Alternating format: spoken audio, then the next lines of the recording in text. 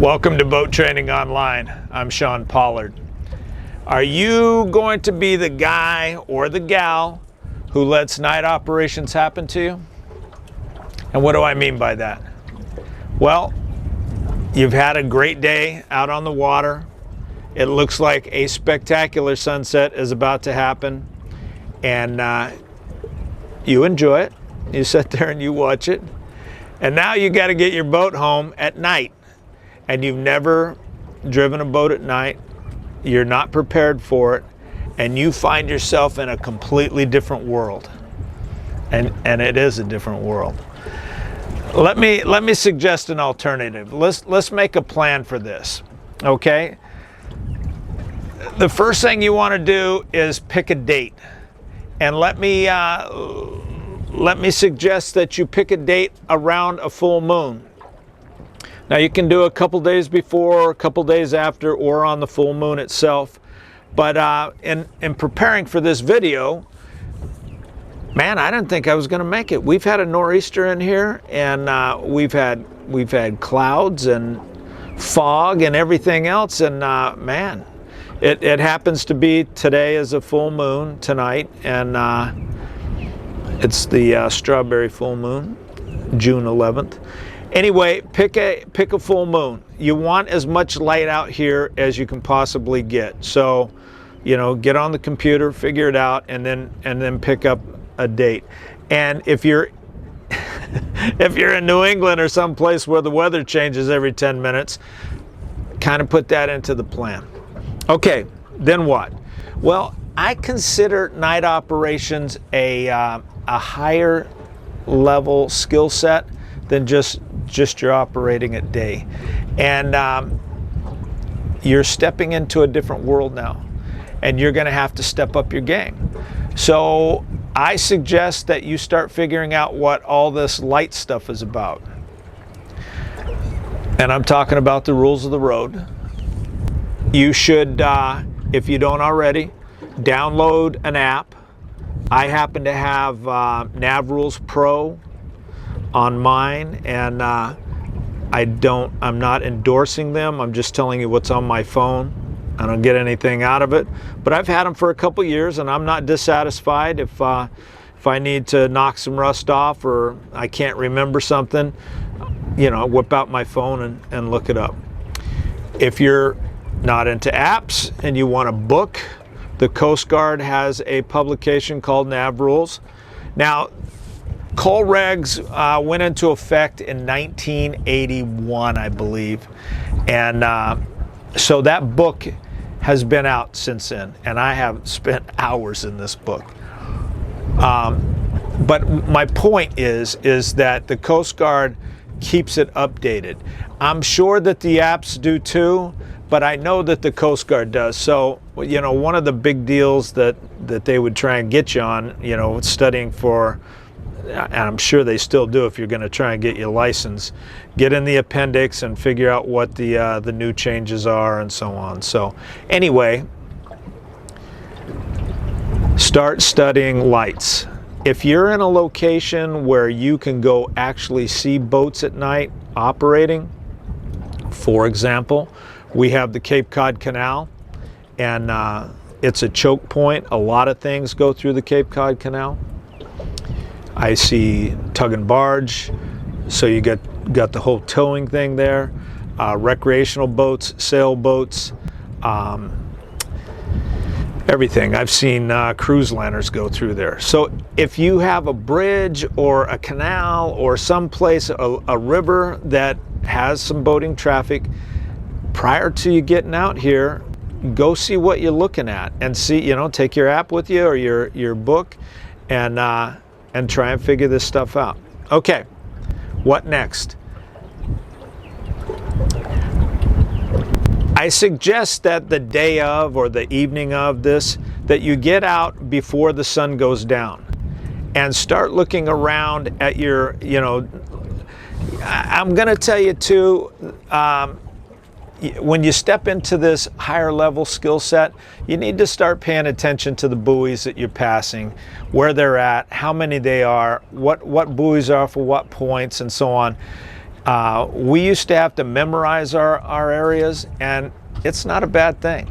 You know, I've carried this thing with me from, you know, the time that I was 18 to today. I know before I go into a harbor what buoys are going to be in there. I know if it's going to dogleg to the right or dogleg to the left, you know, and I suggest that you start looking at your area the same way. So get out there before the sun goes down and take a look around and see what's going on. I'm right on the edge of the channel here in Woods Hole, and Woods Hole can look like a Christmas tree. It's very, very confusing, and I'm hoping that my camera will pick that up for you, and you'll see what I'm talking about. So get out here early, and then make sure that you check your lights, turn your nav lights on, and make sure that you're in accordance with the rules of the road. Prior to this day, I forgot to mention this, you should get in your wheelhouse and make sure you can dim everything down. They have this thing called night eyes, or getting your night vision. It takes about 15 to 20 minutes for your eyes to completely go over, and then you want to guard it. They call it light discipline.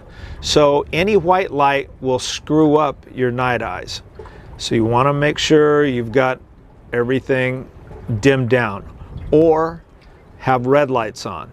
If you have a flashlight, or you think you're going to need a flashlight, then get one with a red lens on it, and act accordingly.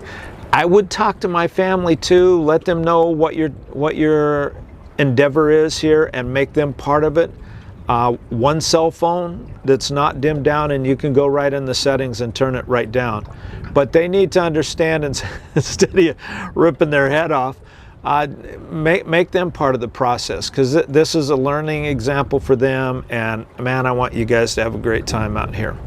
Okay, so I'm out here, sitting here in Woods Hole. I didn't think that this was going to happen.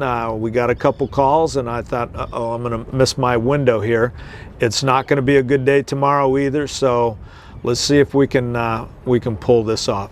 The sun was going down at 1/4 and we're 10 minutes away from that, so I'm hoping to catch some of these buoys. You can see them, and you can see the lights start to come on, and maybe some boats will cruise through here, and they have their lights on, and we can actually see the boat. So anyway, I'm gonna stop talking, and we're gonna just see what we can see here. Before I get out there, I want to make sure that my lights are burning brightly. I got my 2 side lights and my masthead. This is my stern light, so on the rules of the road, I'm looking pretty good right now. I'm going to go into the bridge and get all the lights dimmed down here. This is the radio. I'm going to go to night mode here. It'll turn red. My other 2 radios are always burning amber, so you can see them in the daytime, and you really don't have to do anything to them at night. They really don't bother you. Now I'm going to work on my plotter. I'm going to go to night mode. Little pro tip here, as the night goes on, you may want to bring your brilliance down a couple times, because your eyes will definitely be sensitive to the brighter lights. Right now it's a little bright, so I'm just going to bring it down, and you may have to adjust this a couple times during the evening. The way this is set up, it affects both sides, so easy breezy. Alright, let's run the channel here. Okay, you can see I'm getting ready to go into a gate. I'm entering the strait from Great Harbor, that can, and here's an unlit none. This light that's to the right is non-lateral. It's really not part of the channel. It's identifying a pile of rocks, and there are rocks all around that pile of rocks. Woods Hole Pass is just notorious for a lot of current and a lot of rocks, and we have a lot of casualties every year. If you're going to go through Woods Hole Pass, I highly recommend using the straight. Alright, we're coming up on this unlit none. Again, we're running the red side. And I want you to look at this current trail. See how that buoy's laying over? That's an indication of how much current's in here, and that current trail speaks volumes. Same with this. Now, the difference between this fixed structure, it's again on a pile of rocks, but it's got a red dayboard, a triangle, and it's number 4. It is part of the channel marking, and should be treated as such. Alright, we're going to come up on the last 3 red buoys in Woods Hole Pass. That is all Buzzards Bay out there. We're almost through the pass here, and again, to the right is all Buzzards Bay. We have 2 unlit red buoys, 2 nuns, and then that one far off is where we would make our turn. There's 2 more green buoys before you actually get into Buzzards Bay, but for all practical purposes, we've run the straight. I'm going to flip around and go back down the green side. I want to show you a couple things here. This structure, again, not lateral. It's just marking a pile of rocks, and around that is a lot more rocks. There's a secondary channel in Woods Hole called Broadway, and this buoy coming up is going to mark where you go into Broadway. You see the green buoy, and then you've got that tripod, and coming in from the right you'll see another green buoy. You can also see in the distance the red side. Now I'd start my turn here and go down the Broadway. This is really confusing. You're going to come up with on your left side of your screen there's going to be a preferred channel buoy.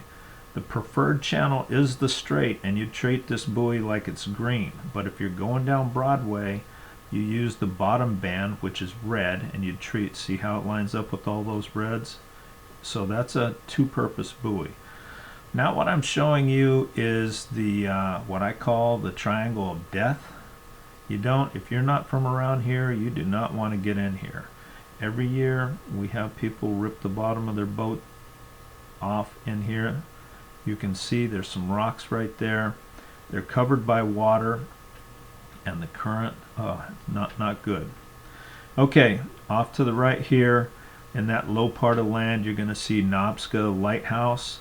That can be a little confusing if you're not from around here, because you have that whole point of land, that's Juniper Point there, and you can't get to Nobska unless you go around Juniper Point.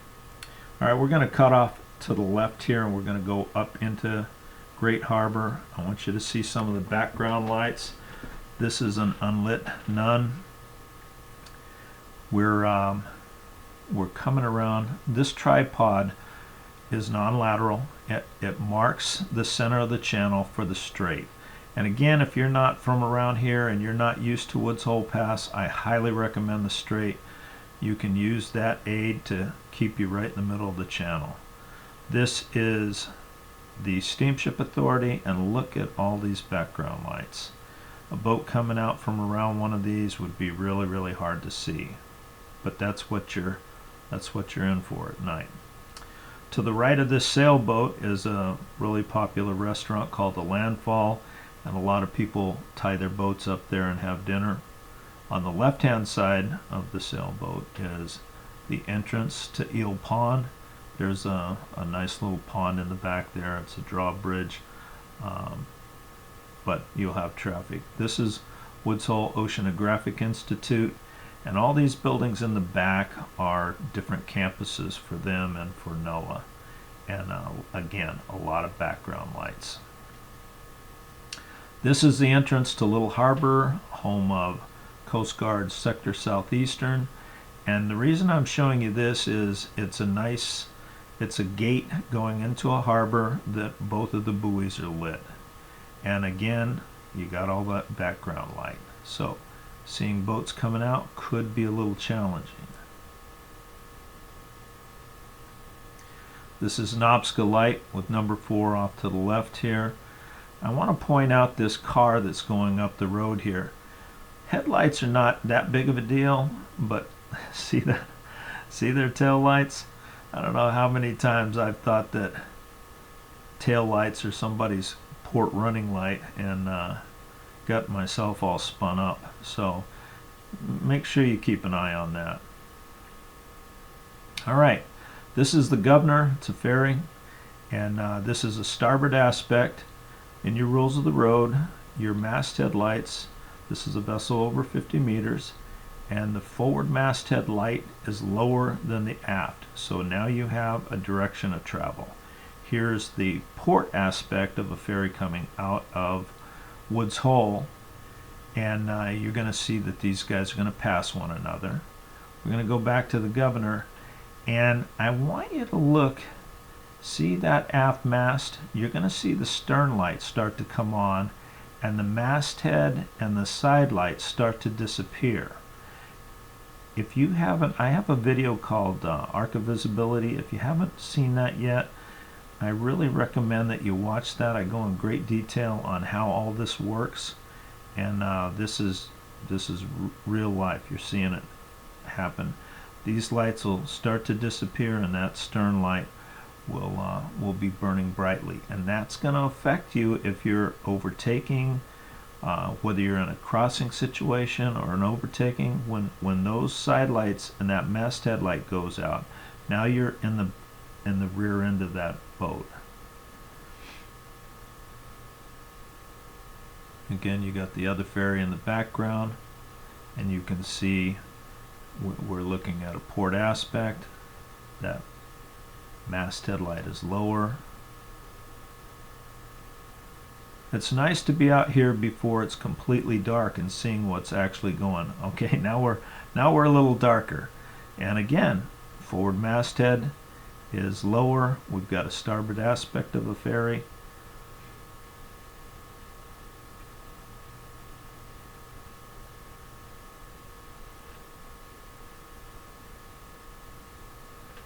I wanted to bring you back into the pilot house and just kind of go over how dark everything is. See, everything's red.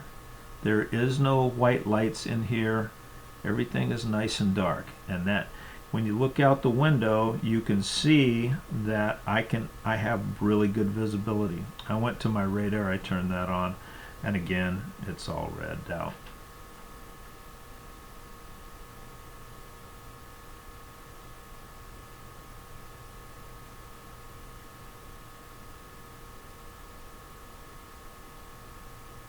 And here's our shore lights. Another ferry, looks like the port aspect of a ferry. I can see the port running light. Okay, I finally got my strawberry moon. Little funny story, guy was cleaning fish, not paying attention, and he ran up on the beach, and I had to go pull him off, and just about ate up my video time. Okay, I'm heading back into Falmouth, and this is a shot from my stern. I'm looking for a jetty light. See that right in the very center? That's my jetty light, and to the right of it should be a red light. That's what I'm looking for, and this is what I'm telling you when you're op area familiarization. You want to know these kind of things. So I'm looking for that red light, and boom, there she is.